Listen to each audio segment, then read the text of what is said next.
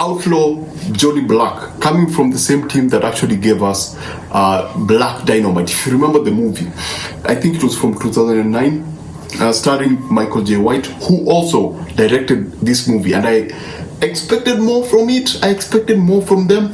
And as it begins, it feels like a proper Western. For the first act, I was thinking like, this could work as a Western. Outside the comedy, this can actually work like a Western, because they use the stereotypes, the cliches that are associated with the 1960s and early 70s Western. But as we go into the second act,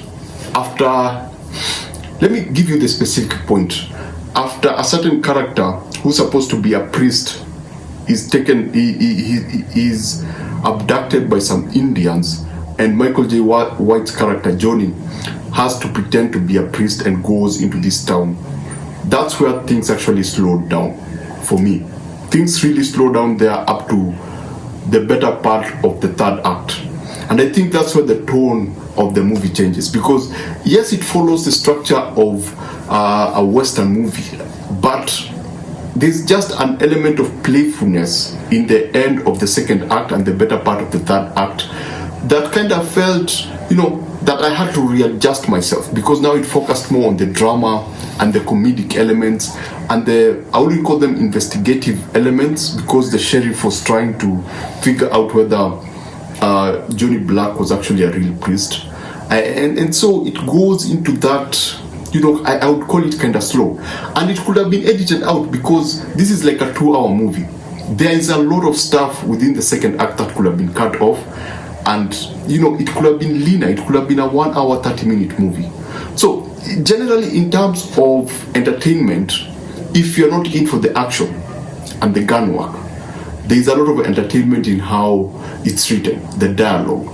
It's not the best dialogue in the world, but if you are to follow the story, because the story is not really heavy, it's just the generic cowboy stories that we know. Actually, at some point it felt more, it kept reminding me of The Harder They Fall, but The Harder They Fall was a bit more serious, and it was a bit darker.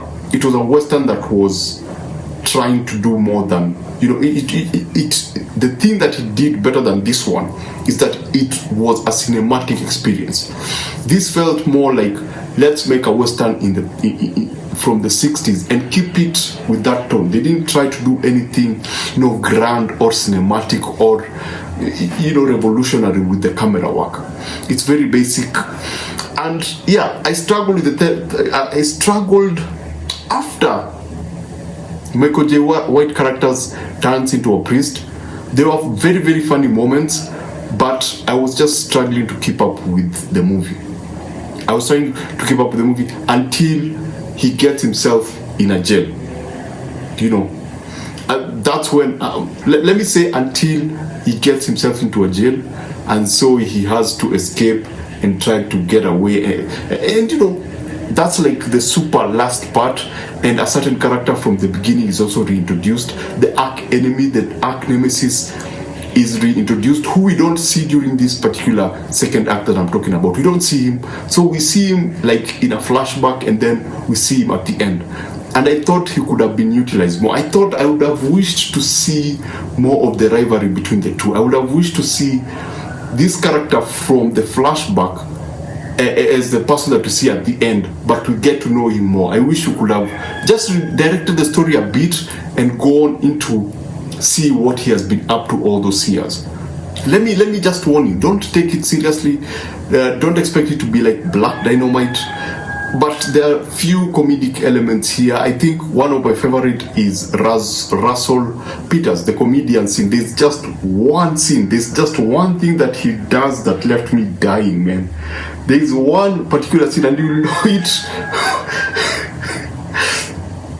You will know it when you see it. There's just one particular move that he makes that he just does, and I looked at it and I was just, I know it's a bit dark, because for Americans you've seen it in a lot of ads, in those NGO ads you've seen that thing that I'm talking about that Russell Peters does, because he's supposed to play an American Indian, and so he does just one simple thing, and it just left me like laughing throughout.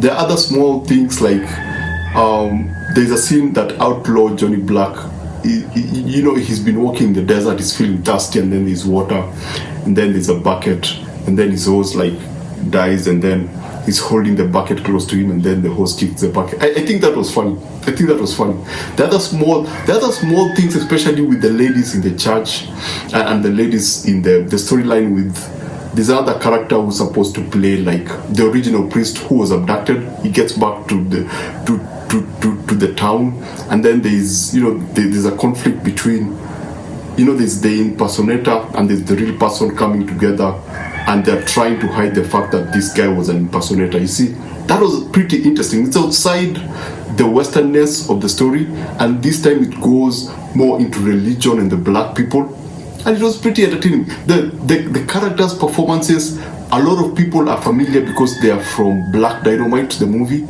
You see them and go like, oh, I remember this was this person, I remember this was this person, and you are glad that they were brought back. But generally, if I was to give this out of 5, I would give this a 2.5 out of a 2.7 out of 5. Why did I add those 2 more points? I thought that the comedy was not as strong as Black Dynamite. The self-awareness was not as strong as Black Dynamite, but it had some really funny moments. So basically that's it. Is it worth going to the cinemas or waiting for it on streaming? I'm sorry, Michael J. White. I mean, you directed this movie, but I just feel that it was a bit too long, and the second act is a bit too boring. So I would wait for this on streaming. If Netflix had this, it would be a great time. If Prime had this, it would be a great time. But going into the cinema with that second act, I wouldn't advise anyone to go see it on cinema. So I would advise, if you're a fan of black movies and you want to see something like The Harder They Fall, but a really toned down version of that, you can go watch it. I'm not saying that you shouldn't go watch it. I just felt that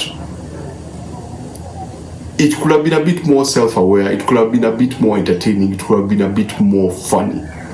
And I think these people would be, I can see myself enjoying this with my friends in the house rather than in the cinema hall. I would see people bringing out their phones at particular moments. Let me just put it that way. So basically that's it. Remember to always watch what you enjoy and enjoy what you watch, and I shall see you on the next one. I of course invite you to follow me. I have a lot of reviews coming up. We have Loki coming up. We have The Creator coming up. So basically that's it. Remember to always watch what you enjoy and enjoy what you watch. I shall see you on the next one.